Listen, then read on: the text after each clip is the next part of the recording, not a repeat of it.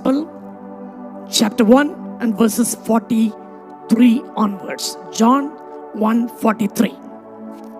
The following day, Jesus wanted to go to Galilee. And he found Philip and said to him, "Follow me." He found Philip and said, "Follow me." He simply followed. Jesus did not beg anybody and ask repeatedly, "Please, can you come behind me? Can you be my disciple?" No, he simply said, "I'll make you a fisher of men. Follow me." Seeing Matthew, a cashier, he said, "Follow me."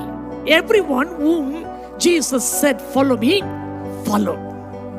Only some people are rebellious in spite of the fact that they are called over and over again.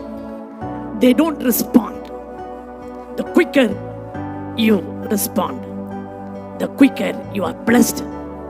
Quicker you are blessed to be a blessing to others. If there is a call upon you, ladies and gentlemen, respond quickly. And if the Lord wants you, it's only you. Yes. I often, as some of you know, I'm a man of imaginations. I just imagine if I were a God, the day Adam and Eve disobeyed, I would have closed them, created another Adam, another Eve. For me, it's so easy. Just take some soil, take some water, mix it, and then drag it 2 legs, drag it 2 hands, round it up, head, take a piece of a stick, draw eyes, teeth, life. It's that easy for me to create Adam. Why should I be after that Adam and that Eve? Had I been God, the day that fellow Jonah bought a ticket to go elsewhere, not to Nineveh, I would have asked the fish to swallow him and digest him. He would have been gone, finished. But God wanted only that Jonah.